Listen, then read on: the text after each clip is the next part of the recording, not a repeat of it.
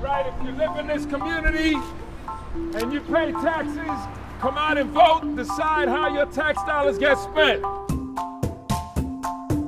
Participatory budgeting gives people real power over real money to make the decisions that affect their lives. It's a democratic process in which ordinary community members directly decide how to spend part of a public budget. Oh, this is different because you're actually voting for where the money is going to be spent instead of allowing them to decide where to spend the money. Who knows better about their community than the people that live in their community? So how does it work? First, people brainstorm ideas. They come together in neighborhood assemblies and start to think of what kinds of projects would they like to see in their neighborhood.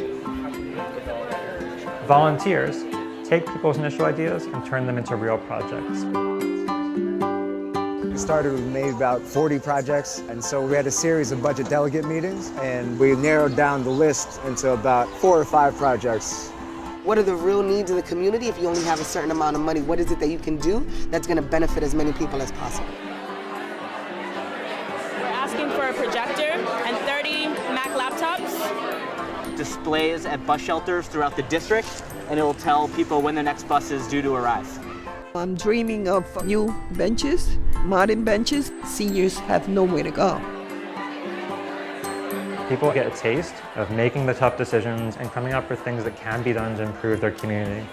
And they bring them back to the public for a vote. It's a way of validating every voice in our community and saying, you know what, whatever your position is, you live in our community, you have a right to decide, and that me as a representative and government should respond and should listen to that voice. The projects with the most votes get funded. We have the playground improvements at Millbrook Housing.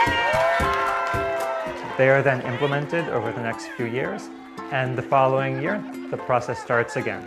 People brainstorm new ideas, turn them into new projects, vote on them, and fund more improvements for their community.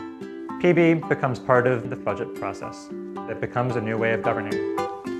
I think this is like the greatest wave of democracy coming into the United States. It started in Porto Alegre, Brazil in 1989. From there, it spread all over Latin America and over 1,500 cities around the world.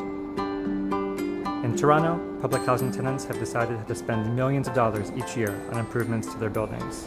In Chicago and New York, city council members have set aside discretionary funds for the community to decide.